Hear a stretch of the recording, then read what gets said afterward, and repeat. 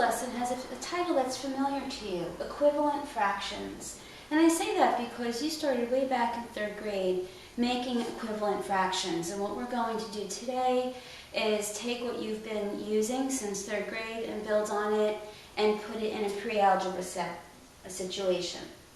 Let's go over our 2 terms. First, we have equivalent fractions.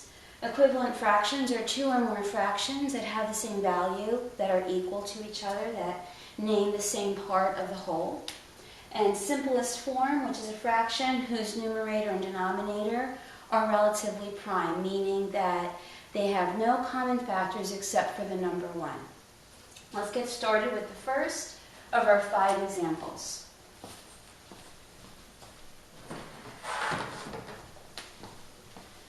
Okay, we're going to start off by writing this fraction 54 over 60 in simplest form. Now, probably what you do, or what you've been doing, or what you're starting to formulate in your head right now is that you realize that both the 54 and the 60 have the number 6 in common as a factor. And because we have to make a fraction that is equivalent, meaning equal, we have to either multiply or divide this fraction by another fraction that is equal to 1, namely one number over itself. Now, because we're moving into simplest form, we have to divide both the numerator and the denominator. We know that 6 is their greatest factor. 54 divided by 6 is 9, and 60 divided by 6 is 10. So 54/60ths in simplest form is 9 over 10. But I want to show you another way to do this. Here we have 54 over 60. And rather than guess and check and try to come up right away with the greatest common factor, or by starting small by recognizing that both numbers in the numerator and denominator are even and we can start dividing by 2. What I want to do is take what we learned in the last lesson before this, on finding the greatest common factor, and we're going to use that to simplify this fraction. So what you would do is first find the prime factorization of 54 and 60. We need to know their factors. So I will do that over here. I'll make a factor tree.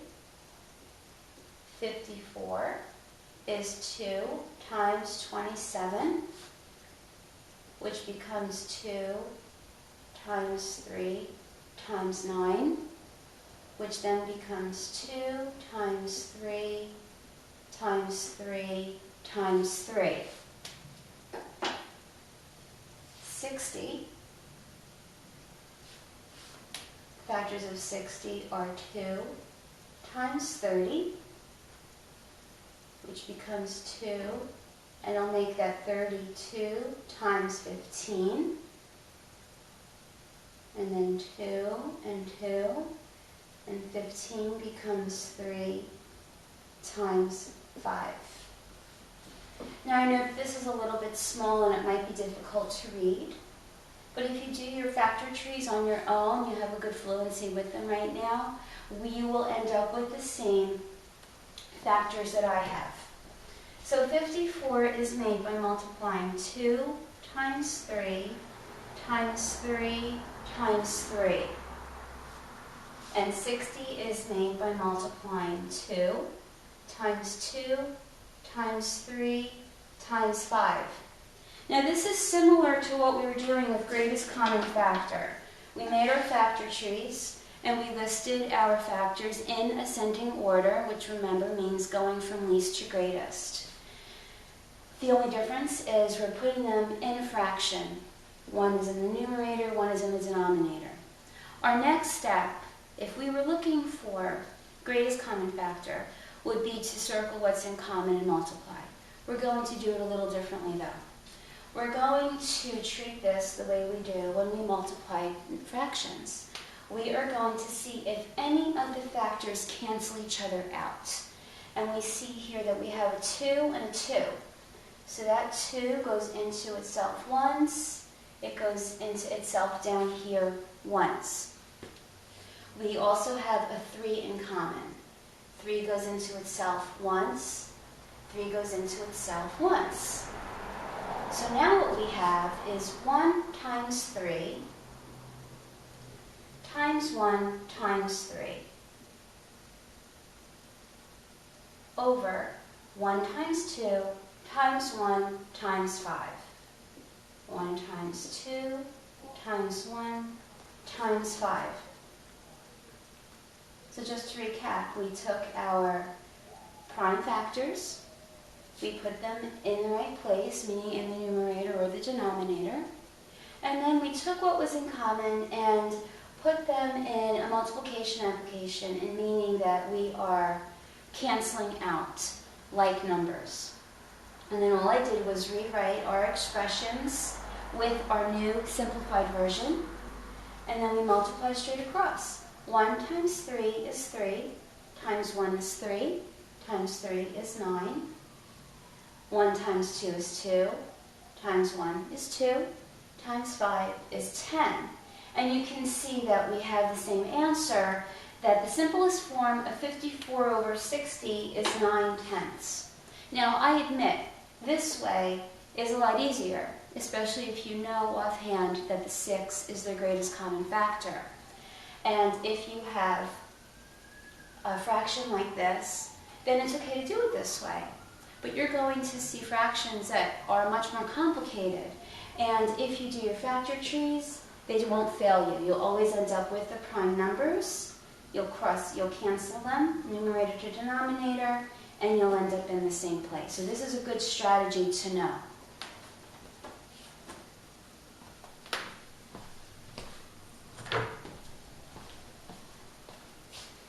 Okay, now we're going to veer off a little bit. These directions say to write two fractions that are equivalent to 6/8.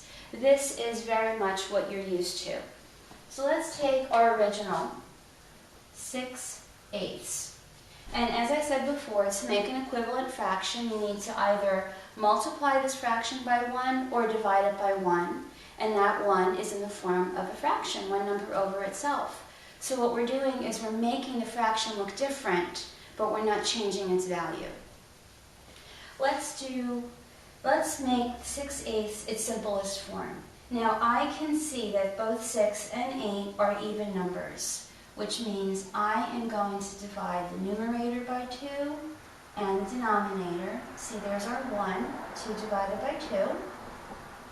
6 divided by 2 is 3. 8 divided by 2 is 4. So 3/4 and 6/8 are equivalent fractions. But our directions say that we have to write 2. So I'm going to rewrite my 6/8. And now what we're going to do is we will multiply the numerator and the denominator. And really, it can be any number that you want, as long as your numerator and the denominator are the same, because we had to just multiply it by 1. So let's just pick 5. 6 times 5 is 30. 8 times 5 is 40. So now we have two fractions, 3/4 and 30/40 that are equivalent to 6/8.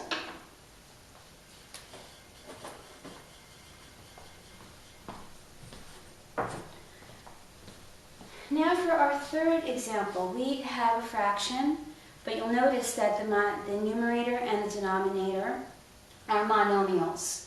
So we are going to use the new strategy that I showed you in the first example, which is what we learned in the previous lesson in finding greatest common factor. We are going to show the factorization of the numerator and the denominator. Now,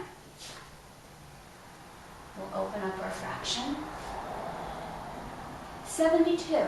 When we do our factor tree,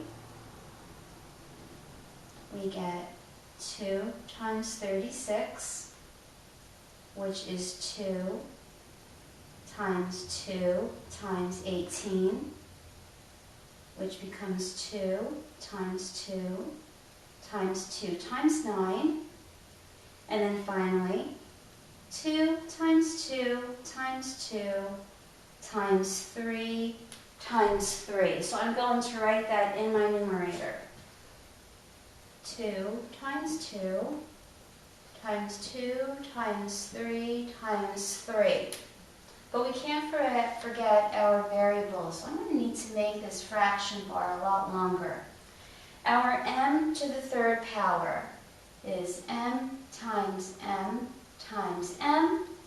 And then our n to the second power times n times n. Wow.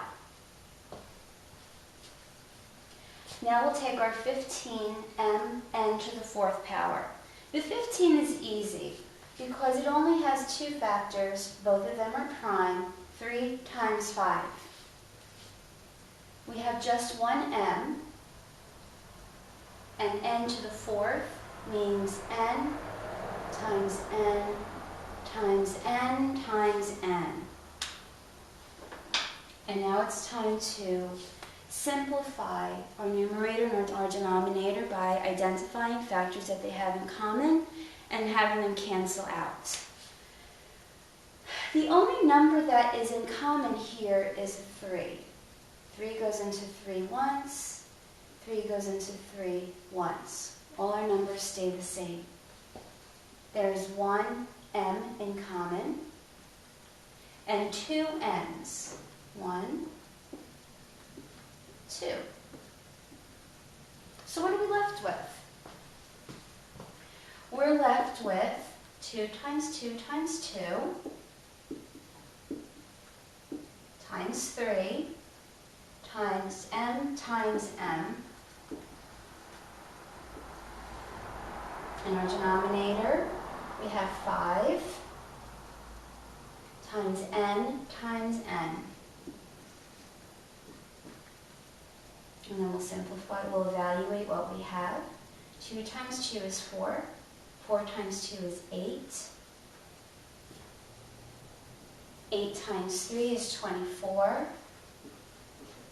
M times m is m to the second power. We have just a 5. N times n, which is n squared. So we started off with a fraction that has 72 m cubed n squared over 15 m n to the fourth power. And the simplified version of that is 24 m squared over 5n squared.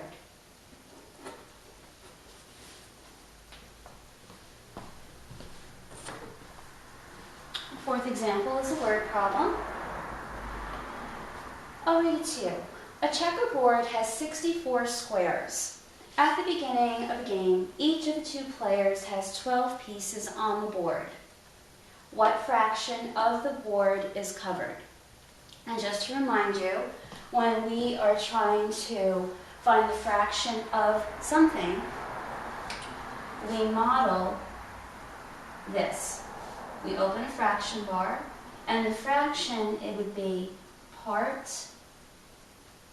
over whole. Part over whole, that's how we would find the fraction of something.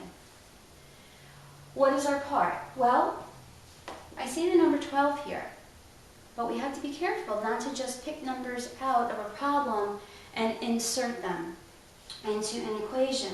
We want to be thoughtful. There are 12 pieces here, but each of the two players has 12. That means 2 times 12, there are 24 pieces on the checkerboard. And what's the whole? Well, there are 64 squares on a checkerboard. So 24 out of the 64 squares are covered.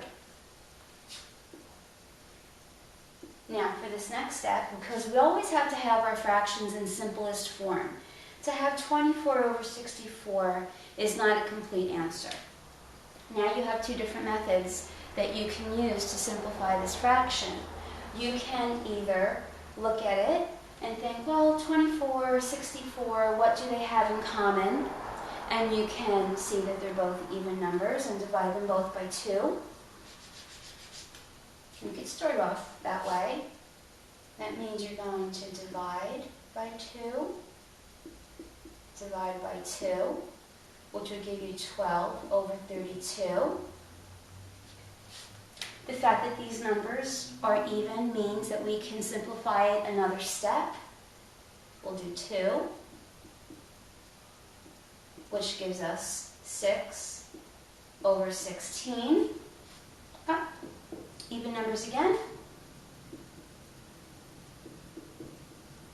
which gives us 3 over 8, 3/8. So there's one way. And I'm not saying that you would have to divide it by 2 every time, but if you have even numbers, you know that that's a good starting point. And maybe by here you would have known already, you would have chosen to divide by 4. Now let's try the prime way. So 24 over 64. 24 would be 2 times 2, which is 4, times 2, which is 8, times 3, which gives us 24. And 64, it's a whole lot of 2's.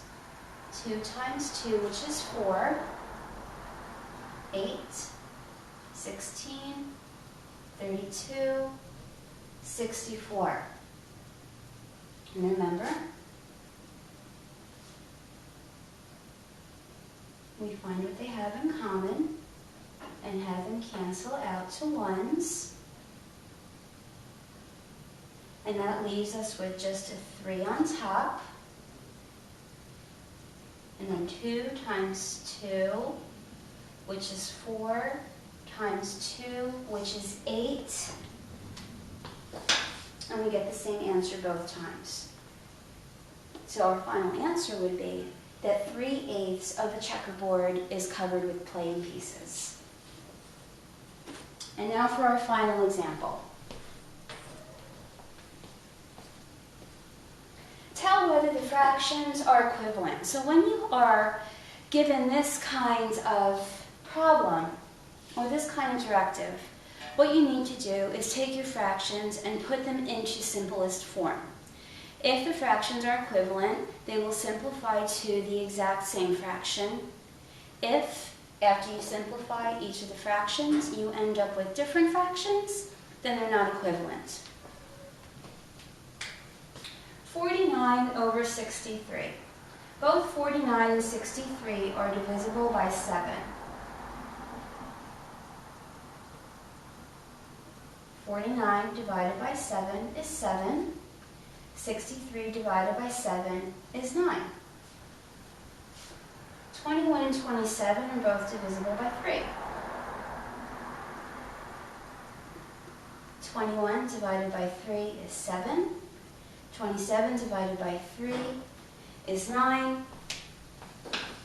Both 49 63rds and 21 27ths simplify to 7/9, so you can see that they are equivalent fractions.